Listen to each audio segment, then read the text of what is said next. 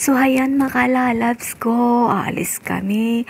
Mamili daw sila ng Karof mga lalabs ko. So, samahan nyo kami pumunta sa Market Karof mga lalabs ko. Sobrang init dito mga lalabs ko. Sa damam, ayan. Puro disyerto dito mga lalabs ko. Wala kayong makikitang punong kahoy dito na malalaki mga lalabs ko. Ayan. Hindi hindi masyadong umuulan dito pag pag winter lang talaga ulan dito makalalabs ko, pero ngayon summer na summer makalalabs ko. So tara, samahan nyo kami.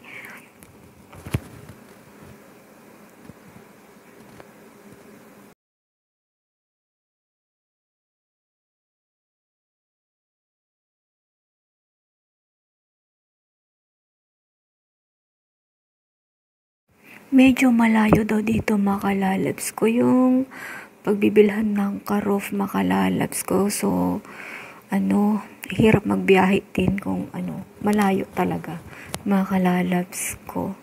Ayan. Puro disyerto dito makalalabs ko. So, samahan nyo kami mag-amoy-amoy ng amoy Karof doon. Mga amoy tupa, mga amoy kambing, amoy camel, yan, iba't ibang amoy na doon makalalabs ko. At ayan, nandito na kami makalalabs ko. Bungad ay camel makalalabs ko. Ayan, at maghanap-hanap pa tayo ng ng ibang place, yung mga sa Karof, ganun ba yun, sa mga kambing at Karof makalalabs ko sa ibang place. Ayan, disyerto dito pala makalalabs ko. Grabe, paano nabubuhay ang mga tao dito, sobrang init. At saka mga dito, mga alaga nila dito, paano sila nabubuhay? Diyos ko, kainit-init man dito, tapos malikabog pa. Paano na kung mag-sunstorm dito? Di panay na dito, panay alikabok na. Diyos ko, pag siguro ako dito, hindi ako mabubuhay ba? Mag-aasma. Hindi ako mawawalan ng asma dito sa sobrang init, tapos yung alikabok, sabayan pa ng sunstorm. Ay naku, Diyos ko, grabe. Ang init makalalabs ko dito.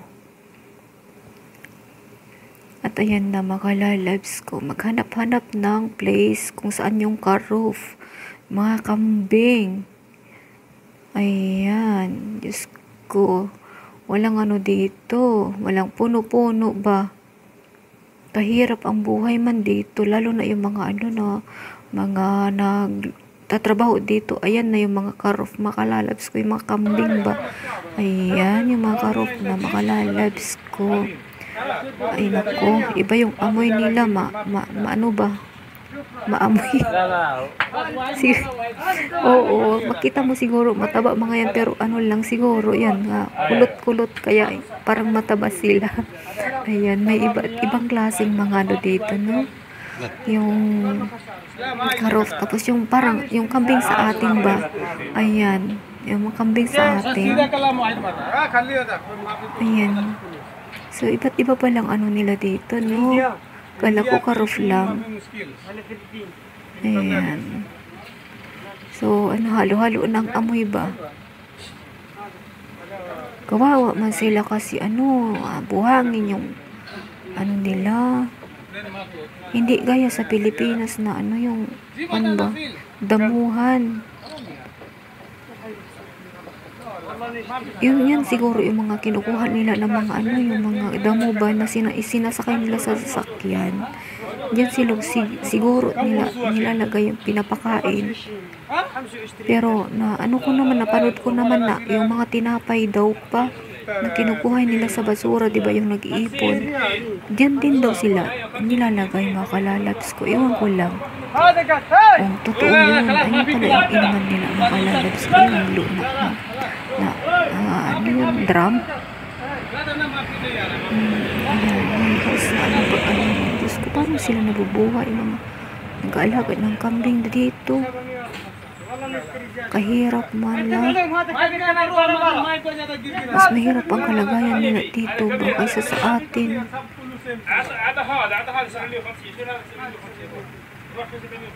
May mga karof mga lalabs ko. Siguro yung pag naalis na yung balahibo niya, payat na yan. Mga karof ba? Ang gaganda ng kulay.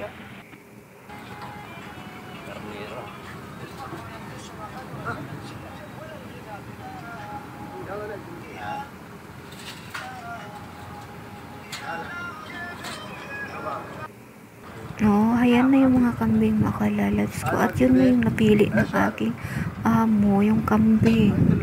Ayan yung gusto niya.